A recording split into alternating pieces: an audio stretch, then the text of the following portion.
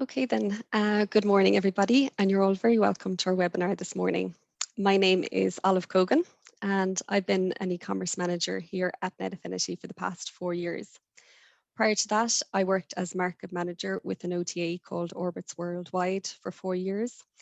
Orbitz had a number of brands, including the eBookers brand, and they were since taken over by Expedia. Before that, I was with Temple Bar Hotel as sales and market manager for 5 years. So I've worked on all sides of it, from the hotel side, the OTA side, and finally now on the book direct side. So our topic today is revenue management for receptionists. So I'm going to take you through the basics of revenue management. Having worked in a hotel in a previous life, as I mentioned, I know the importance of receptionists to the hotel, being both the first and the last impression that a guest has of your hotel. From my own experience, I often found, though, that receptionists didn't know the value of their own role to the hotel and indeed to revenue management. And unfortunately, often other management didn't either. So I suppose my goal this morning is to give you the basic information around revenue management. And I hope that this empowers you to ask more questions, to become more informed, and to enjoy a higher level of confidence in terms of the value that your job brings to the hotel. I also just want to mention that anyone who attends the webinar today will receive a certificate. We do hope to have this out to you by the end of this week. And also this webinar is being recorded and you'll receive a copy of it by email by the end of today.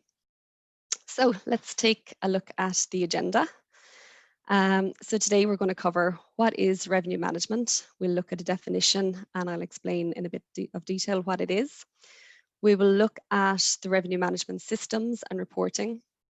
So I'll talk you through these and in order to familiarize yourselves with them. I'll then go into a bit of detail on market segments and distribution channels. I'll also explain your competitive set or your comp set. Then we'll talk about dynamic pricing, which is the cornerstone of revenue management. And of course, we'll cover your book direct strategy. And finally, I want to talk about how you as a hotel receptionist can make a difference to the hotel's revenue management strategy. So let's dive straight in.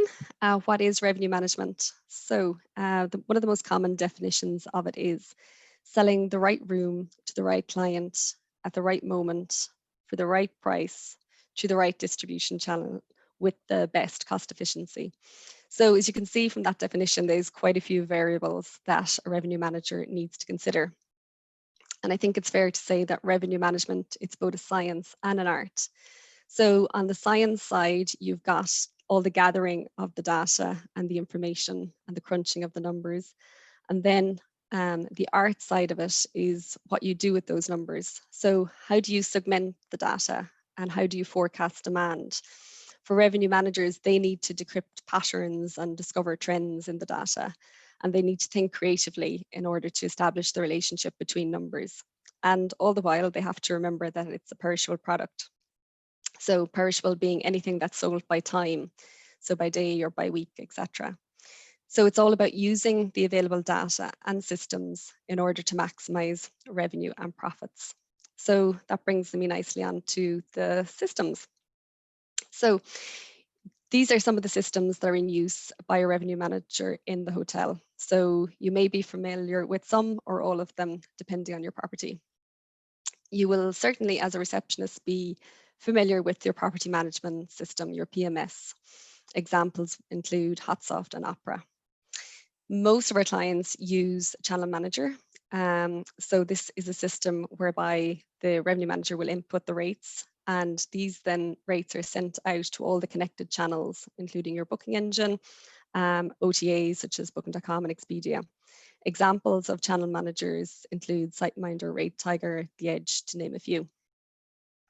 And then your booking engine provider, such as ourselves at Net Affinity. So we are the booking platform for your hotel website. So you may or may not have access to the booking engine. We do offer different levels of access. So it's worth chatting through with your team what level of access is appropriate for yourself. So that just brings me on to something that I did want to highlight on the booking engine for yourselves, which is a number of courses we provide. These are all free of charge. There is a starter, an intermediate, and an advanced course. So you can see there's a number of classes within each course. And at the end, then you take a quiz. Once you pass the quiz, you will receive a certificate. So anyone who's completed any of these courses has had fantastic feedback. And it's really, I suppose, a way of how you can add value to your role in terms of becoming more familiar with one of the systems in use in your hotel, which is the booking engine. So moving back to our list then of systems, we also have your marketing service provider. So again, it's important to know who provides that service for your hotel. At Net Affinity, we provide it for the majority of our clients, but again, it's just being aware of who provides it for your hotel. Also, just to take a look at the reports that marketing service provider issues. So you don't have to, I suppose, look at them in great detail, but just become familiar with the type of reports that are available. You should also keep informed on what offers are being promoted by your marketing service provider. Then your benchmarking system. Again, not all hotels will use a benchmarking system. I suppose to explain it, the benchmarking, it gives you a comprehensive picture of your business's performance in the context of the marketplace. So you'll be looking at your occupancy levels, ADR, RevPAR in comparison to your competitors. The most common used one in Ireland is STR. So as well as that, then we have your partner websites, for example, booking.com and Expedia. And these systems or these platforms will have a lot of useful information within them. They have dashboards and reports with very useful data. So it's important, I suppose, for you to be aware of what systems are in use under each one. It may be relevant for you to have access to some or all of them. And then as well as that, just making sure that you have training where needed. So moving on to the reporting side of things. So here is a list of some of the reports that the revenue manager will look at on a daily or weekly basis in order for them to help them set rates. So you have your market segmentation reports. So that's something I'll talk about in a little more detail in a while. You also have forecast reports, demand reports, your pickup reports, your booking engine reports. So just to say from ourselves at Net Affinity, you can input your email address into the booking engine and receive reports on a daily, weekly or monthly basis, depending on your preference. So that's certainly a good thing to do in order to become familiar with the type of bookings that are coming in from your booking engine provider. And finally, then the marketing reports. So I suppose to avoid becoming daunted by this list, as a receptionist, you don't have to look at all these reports, on a daily basis. If you have ambitions to become, a revenue manager, it is a good idea to familiarize yourself with the reports and to become more confident in how you read them. So as I said, your market segmentation. So market segments, these are the groups that you divide your customers into. So here we've got a sample list of market segments, and some or all may apply to your hotel. Market segments, they are the cornerstone of revenue management strategy, as they provide the foundation on which you set your pricing strategy.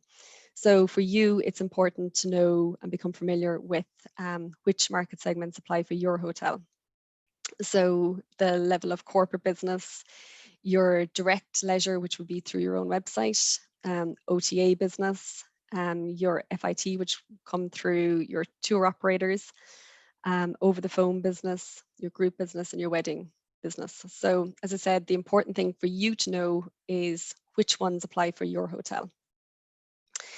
So now that you know what your market segments are, next thing you need to know is how these market segments are analysed. So when you're analysing them, you look at the following metrics. So the ADR coming in from each, what kind of volume, the lead time, which varies greatly between the different segments, geographic location, your net average booking value and the average length of stay, midweek versus weekend, and also your cancellation rate. So when you get to analyze the metrics of each market segment, this will allow you to see the true value of each market segment. And this allows the revenue manager to make more informed decisions and to create a specific strategy based on this knowledge. So next up is our competitive set, so our comp set. So this is a group of hotels that are seen to be direct competitors of your hotel. Your comp set is based on star rating or proximity or facilities. There's usually maybe 4 to 6 other hotels in your comp set, and you may have more than one comp set. For example, you could have one for your leisure business, wedding business, corporate business. So a good way to see how your hotel is performing against your comp set is to use a benchmarking system, which is what I explained earlier, for such as STR. So it's important for you to become familiar with who your hotel's comp set is. In normal times, we would have recommended organizing a show around with your comp set hotels, just to give you a better understanding of what your hotel's unique selling points are compared to the other property. Hopefully in a few months, once things return to normal, perhaps this is something you can organize if you haven't done so already. Also, it's important for you as a receptionist, if you gain any type of competitor information, just to make sure that you pass this information on to the revenue manager or the management team. For example, if you heard that a competitor hotel is doing a refurb or going to be closed for any length of time, this is the type of information that is key for the revenue manager in order for them to make their daily decisions regarding rates.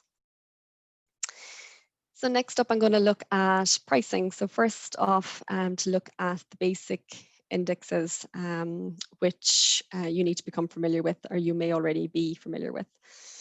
So occupancy, this is calculated by looking at the number of occupied rooms divided by the number of total rooms available. And this is a term that you will become familiar with on a daily basis, as it's often discussed in daily meetings. Also, your average daily rate or average room rate. So this is calculated by looking at the total room revenue divided by the number of bookings made. Next up is the average booking value, and this is calculated by the total room revenue divided by the number of bookings made. As I said, this will be very valuable information when you're looking at your market segments and the type of average booking value that's coming from each one. And lastly, then RevPAR. So this is calculated by looking at the total room revenue divided by the number of total rooms available, multiplied by the number of days in the time period. So RevPAR, it represents the revenue generated per available room, so whether or not they are occupied. And this metric helps hotels to measure their revenue generation performance to accurately price their rooms. So this brings us on to your dynamic pricing. So this is the forecasting revenue and changing prices on a very regular basis to optimize your profits. So some of the factors that will be considered are what occupancy has already been achieved. So for example, if you're already on 80% occupancy, what you need to achieve for that further 20%. And then also what the expected pickup is. So this will be due to market factors, for example. Then your competitor pricing, again, analyzing what your comp set is doing in regards to their pricing. And then looking at internal information. So what have you got already on the book, such as have you got a large group in and what kind of rate they are on already.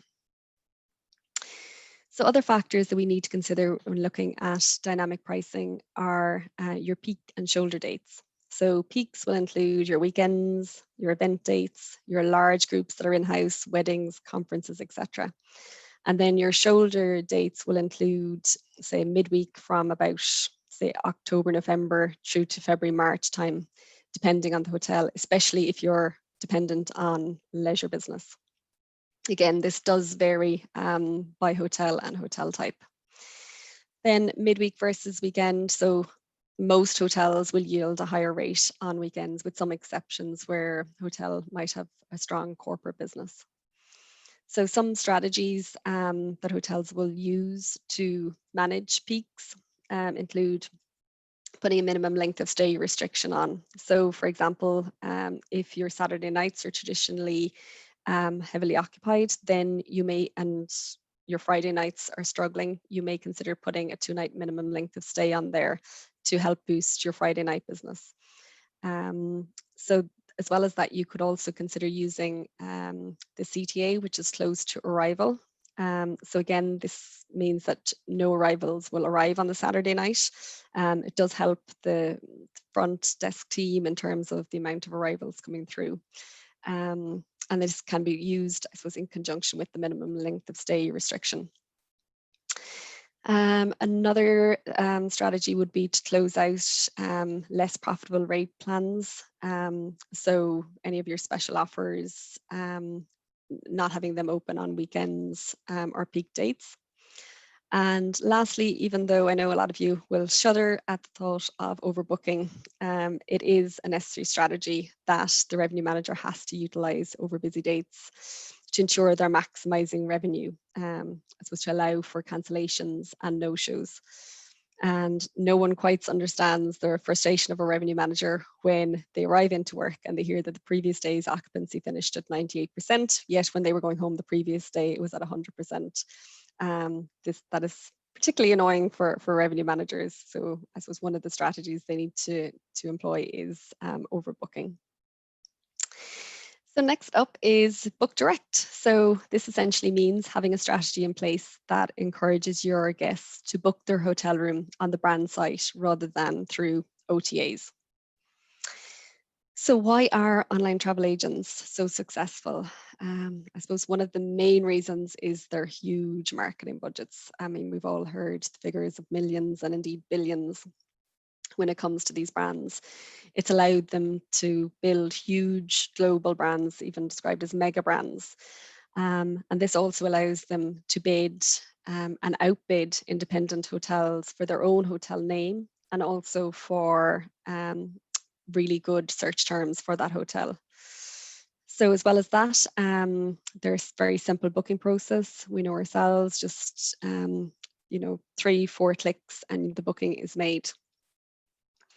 They also encourage guest loyalty through various reward programs, but I suppose the problem is that these often come at the expense of the hotel's average room rate.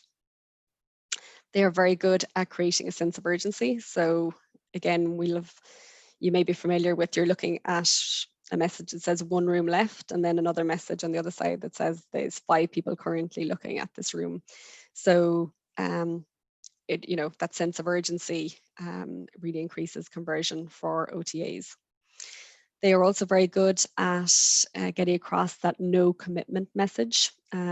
Now, to be fair, I think in recent months, a lot of hotels have become a lot better at this in terms of like that free cancellation, no booking fee messaging.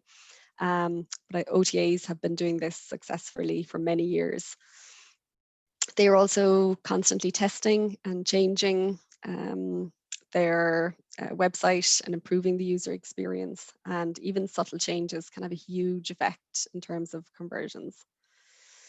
So at Net Affinity, sorry, just to mention as well along that line, we would always encourage our hotels to price in total price. The reason for this is that on OTA sites, they use total price. So if a customer is comparing the two, it's very easy for them to see the difference in price between the OTA and the hotel's direct website. So moving on to why your hotel needs a book direct strategy. So the biggest advantage of keeping a tight control on the level of OTA business is the cost of distribution or commissions. Again, if you don't know the level of commission that your hotel is paying to the various channels, it's a good idea just to, I suppose, find this out in terms of having this information. And then you'll know when you see a booking come in from a different channel, an idea of what the cost is for you as a hotel for each booking coming through the channel. Another advantage for direct bookings is that there is more guest loyalty. If a hotel books directly with you, they're more loyal to you. If they're booking with a different channel, their loyalty lies with them. And it's also been proven, and indeed we see it in our own statistics in Net Affinity, that there is a lower cancellation rate from direct bookers.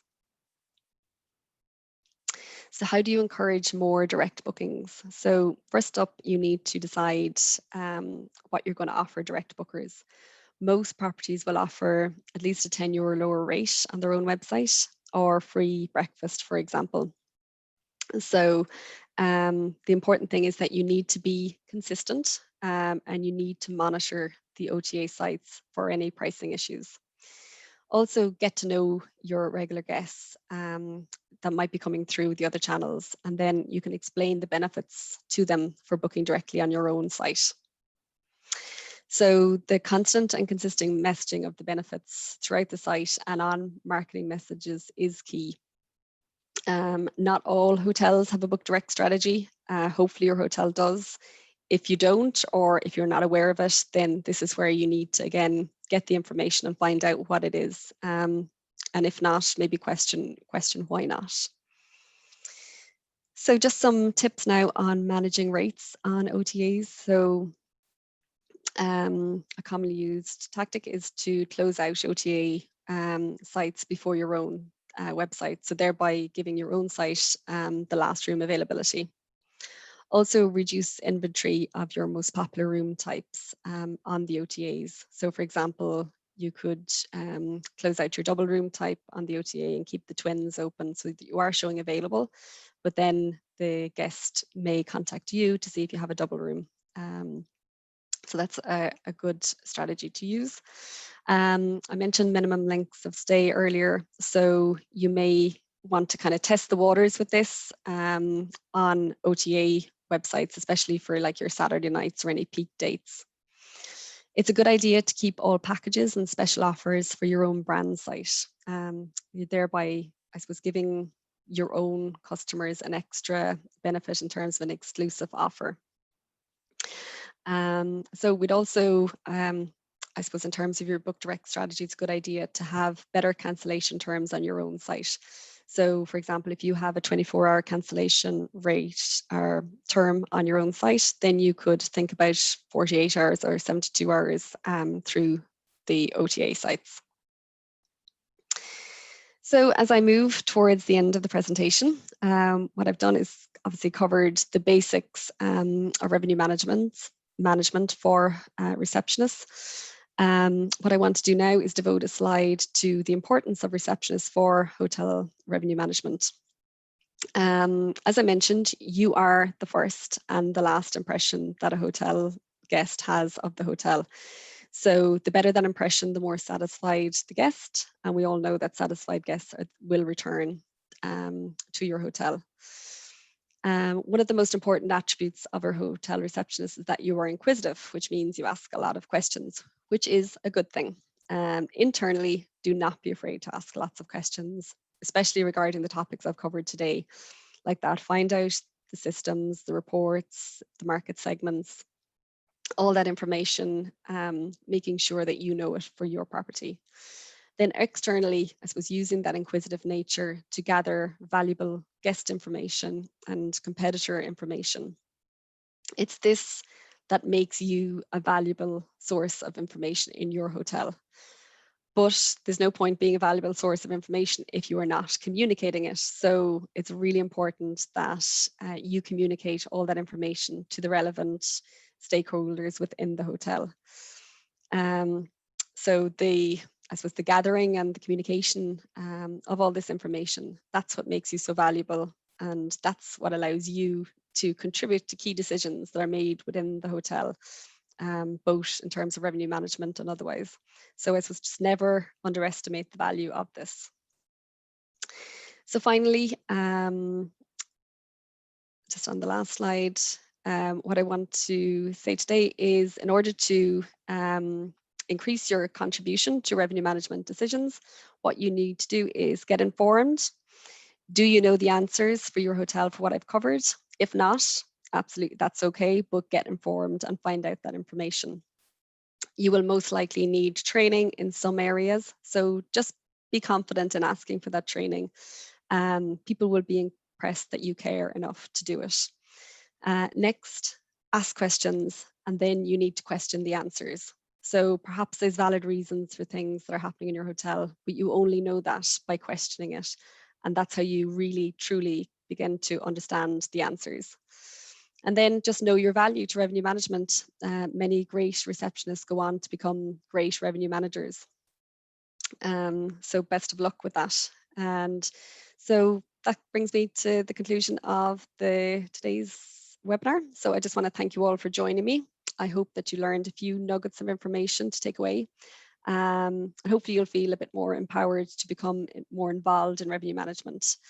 As I said at the beginning, this session was recorded and will be emailed to you later today. And lastly, I just want to acknowledge that although we are in, I suppose, extremely tough times, just know that we at Net Affinity, we're here to support you in any way that we can. So please, please don't hesitate to reach out to us. That's what we're here for. And best of luck to everybody. Thank you.